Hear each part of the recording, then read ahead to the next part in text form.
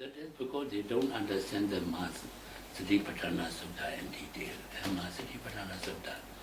Satipatthana Sutta, as just now I have mentioned, the object of meditation is full establishment of, to understand full groups of objects we have to observe. One is Kaya Nupassana. Paliwa Kaya means physical or material phenomena, or simple what this so-called is body or bodily phenomena. Kaya Vedana means feeling or sensation. Citta means mind. And Dhamma means mental object. So Kaya Nupassana means physical phenomena. So that includes anapanas. And Kaya Nupassana, Buddha divided into 14 subdivisions, one full. One is anapanasati. Anapanasati is in-breath, out-breath. So in-breath, out-breath can be identified at the entry of the nose. When the air goes in with in-breath, it touches either the upper lip, if you can catch upper lip, or at the opening of the nose, or they call it tip of the nose. Actually, tip of the nose is here, it cannot feed the air. What is meant is opening of the nose when they enter breath. It should be opening of the nose, going in and out, watching. So this is subtle, and for most people it's difficult to appreciate it. So that's why Mahasi gave this is very gross form of movement up and down with, so also it is anapana, one thing is, and due to in-breath, out-breath, when you breathe in, like you blow air into a balloon, the balloon may get distant. That stretching or tenseness sensation is labeled as rising. And when we breathe out, it becomes relaxed and collapse. When you squeeze out the air, the balloon collapses, like the abdomen collapse. So distension and collapsing, distension and collapsing, and that is what's called rising and falling. So it is conducive in Satipatthana Sutta Kaya Nupassana. The first subdivision is Anapana. Anapana, and that amounts to noting Anapana. One thing is.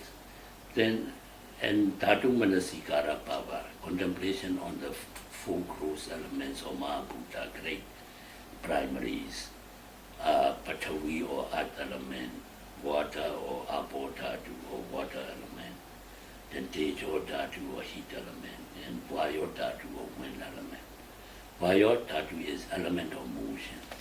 Rising, falling is you are observing the element of motion. It is Vayu Dhatu or wind element. But in both ways it tallies with the teaching in Satipatthana Sutta.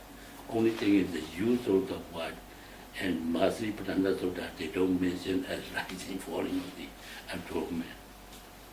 But same thing.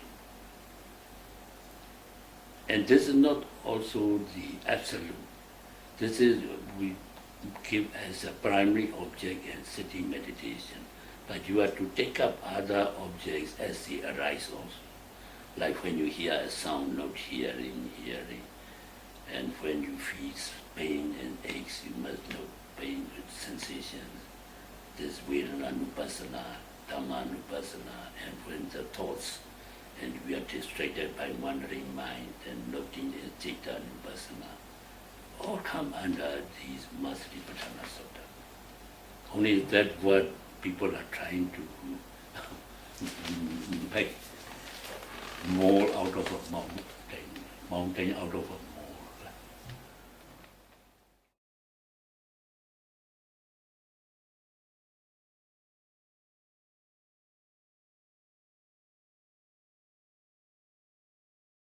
That is another good question. Yogi and Myanmar, they are usually obedient and respect the teacher. Respect means here not that they just respect the teacher, but I think they are influenced by, because they are more open and they come into contact with other countries or foreign countries much longer time than Burma. Burma, we don't have much foreign contact, much. So usually we are very obedient and respectful to the teachers, both worldly teachers as well as the spiritual teachers, what we call Sayādaws or bhikkhus or monks. So they always, almost always, or almost everybody, they strictly follow the instruction given by the teacher. Like in business world, there is a saying, customer is always right. They never argue or they never think, you are not, a good businessman will never argue with a customer who's right or wrong. The thing is to sell the goods. So also in Burma, we take it our senior Sayādaws or teachers or monks as always right. So we absolutely follow the instruction given by.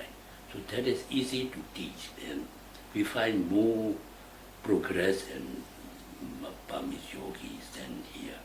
Here, as I said, to my opinion, they are exposed to the foreign countries.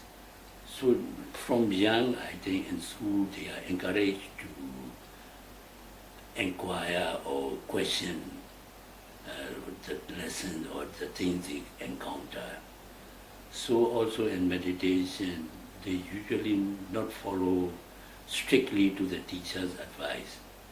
And worst of the part is, because they have some educational knowledge, they try to read many books and listen many talks, and they are usually confused and mixed up, and they do not know how to handle.